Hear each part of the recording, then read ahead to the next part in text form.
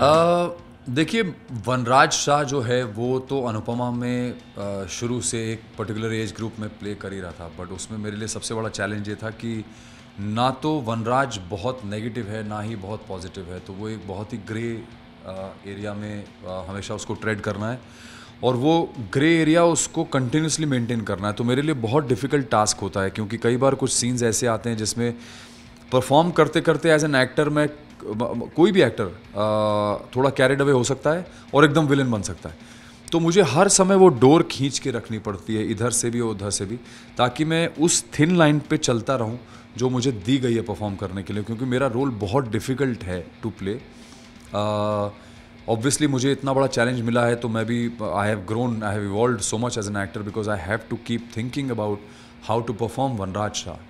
और लोग इतनी शिद्दत से जो नफ़रत करते हैं वनराज शाह को, वो इसीलिए करते हैं क्योंकि उस कैरेक्टर को मैंने उस तरह से बना दिया है कि कभी जब वो वल्नरेबल होता है तो लोग बहुत बुरा भी फील करते हैं, और कभी वो अच्छा बन जाता है तो लोगों को डर लगता है कि यार अब ये कुछ कर देगा या कुछ करने वाला है। तो वो एक इस तरह के स्पेस में मैंने उसको रखा है कि ऑडियंस कभी भी डेफिनेट नहीं हो सकती है कि अरे अच्छा अब तो ये करेगा, अरे अच्छा तो ऐसा करेगा। तो मैंने उसको उसी स्पेस में रखा है।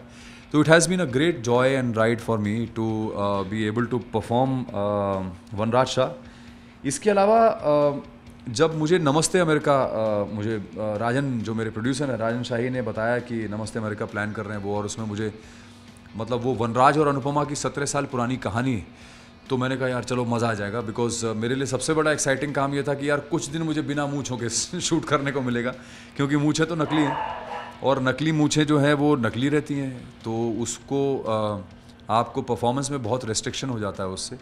और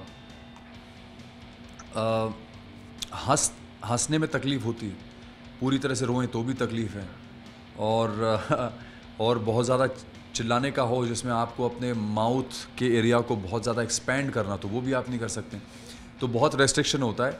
तो मैंने कहा यार चलो ये बहुत बड़ी गनीमत है कि इसमें मूंछ नहीं है, तो नमस्ते अमेरिका में सुधांशु पांडे विल बी सुधांशु पांडे। कैसा रिएक्शन घर पे मिलता है अगर फैमिली की बात करें, मतलब जब वो वनराज के बारे में देखते हैं टीवी पे, और लोग जो फैमिली फ्रेंड्स हैं उनका रिएक्शन कैसे आता है, जो मैसेज के थ्रू या सामने बोलते हैं उनका रिएक्शन क्या होता है, खासतौर से घर में?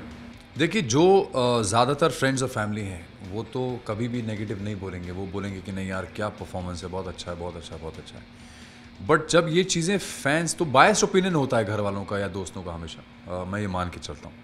जो असली ओपिनियन आता है वो आता है फैंस से, जो आपको नहीं जानते हैं पर्सनली, और पर्सनली नहीं जानते हैं तो वो लोग उस कैरेक्टर से बहुत ज़्यादा अटैच हो जाते हैं, और अटैच होते हैं तो उनका जो रिएक्शन होता है वो बिल्कुल रियल होता है, क्योंकि वो आपको बोलेंगे कि यार we hate you, we hate you, we love to hate Vanraj and we hate to love वनराज।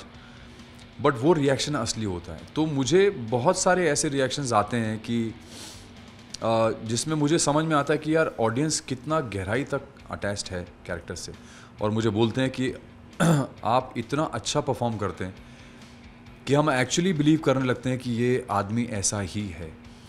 और फिर हमको रियलाइज़ होता है कि नहीं, you are only performing, so we love your performance but we hate to love you and we love to hate you, you no.